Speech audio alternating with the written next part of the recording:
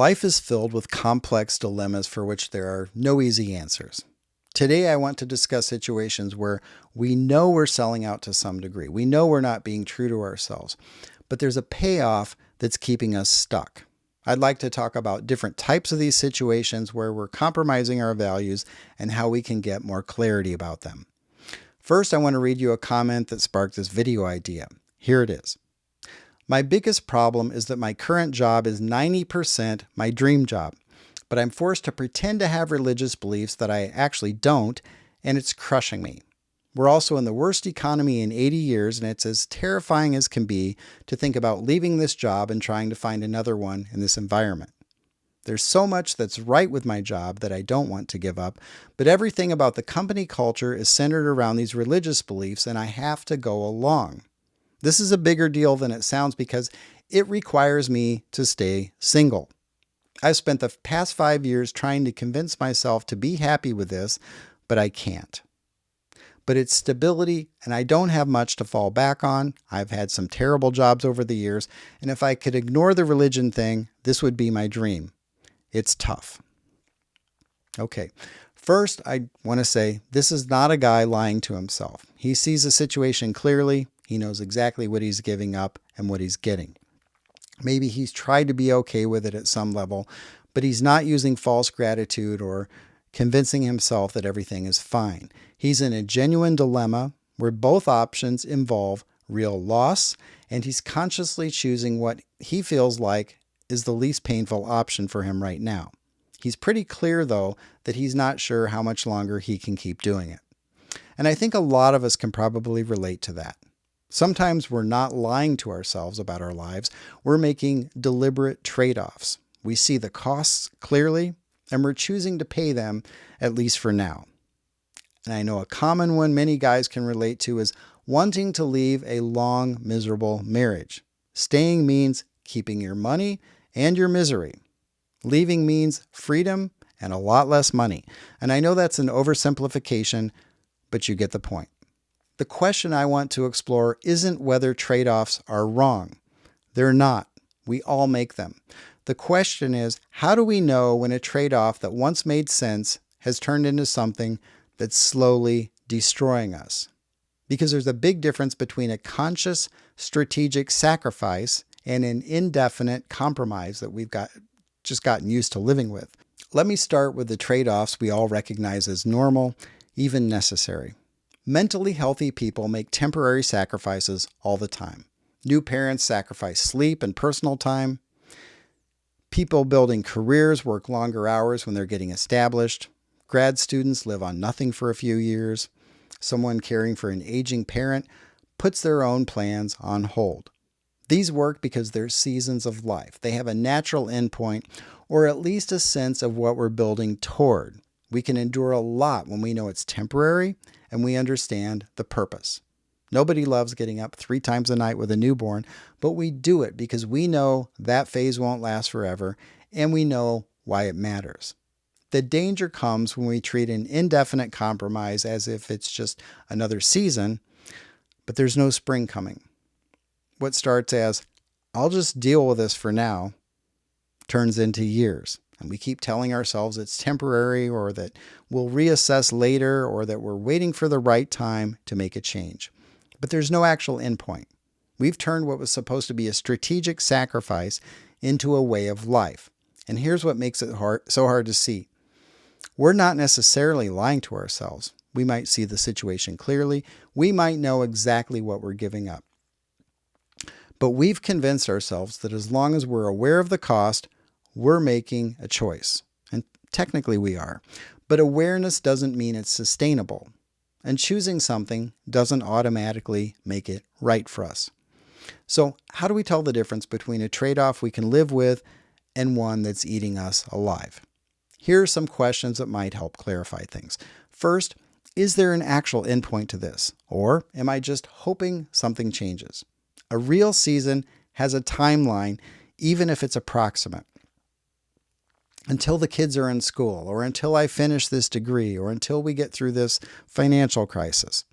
But if the answer is when things get better, or eventually, or I don't know, that's not a season. That's just where you live now. Second, what am I building toward, or am I just enduring? Temporary sacrifices work when we can see what they're creating. Working extra hours makes sense when you're building a business or establishing yourself in a field. But if you're just trading your life for a paycheck with no larger purpose, that's different. That's not building, that's just surviving. Third, if nothing changes, can I do this for another 5 years or another 10 years?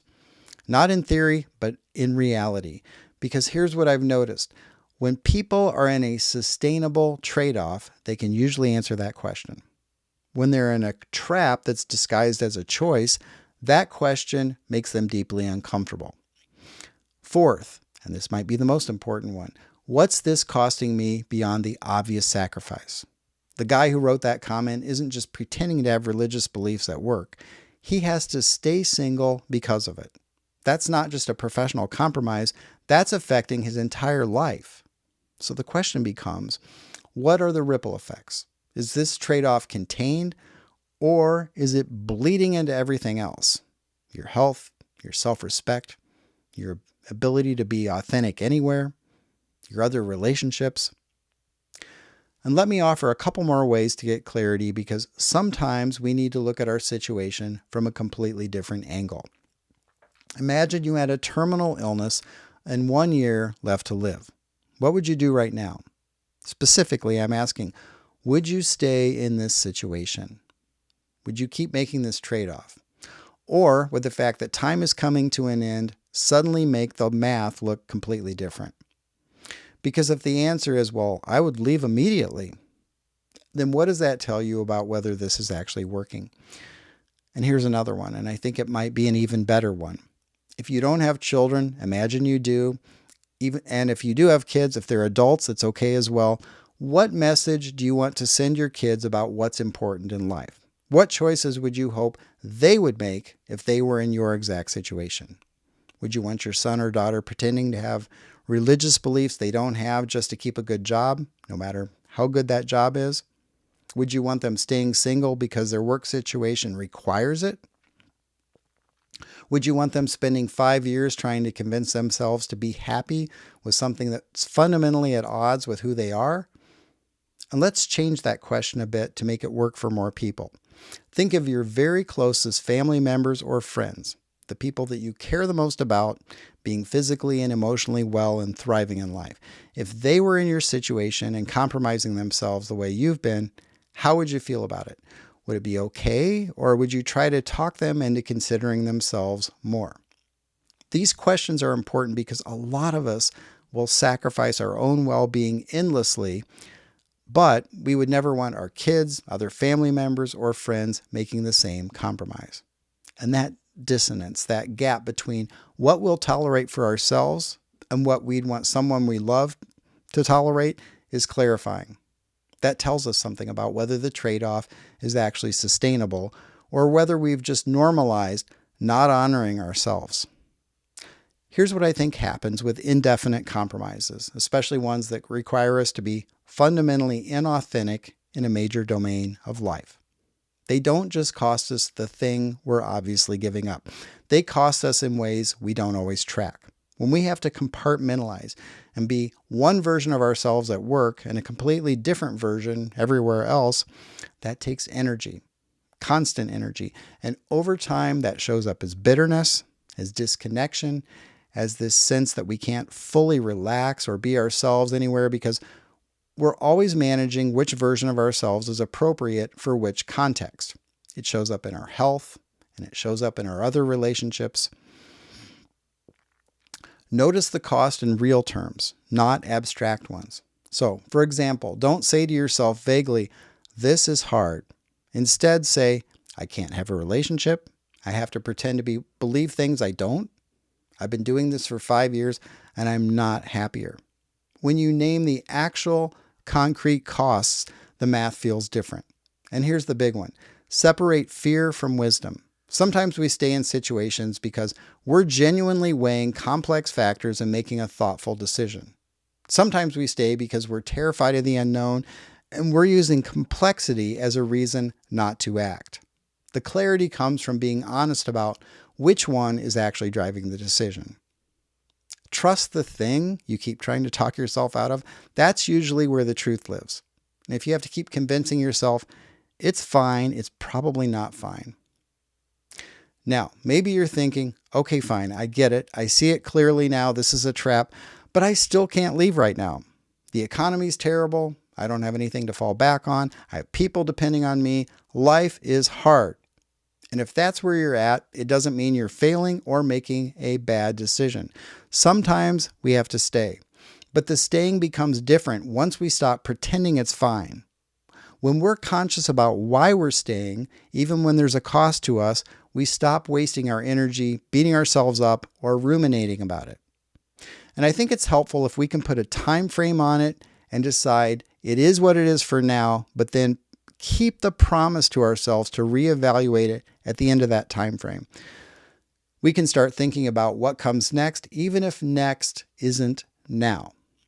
We can start building the internal muscles we'll need for whatever change eventually comes, whether that's leaving or finding a different way to live within the situation.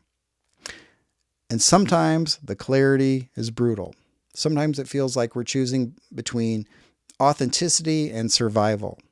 And if that's you, just know clarity doesn't mean we have to act immediately, but it does mean we stop lying to ourselves about the cost of waiting. It means we acknowledge what this is actually doing to us. And that acknowledgement, as painful as it is the first step toward changing anything.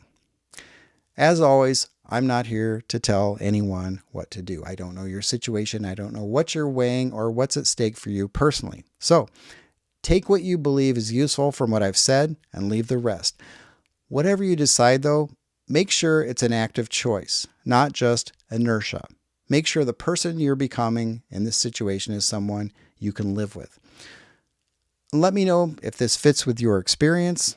Please like the video if you found it helpful, and consider subscribing if you're a guy trying to live more authentically in whatever situation you find yourself in. I appreciate your time. I hope you have a great day.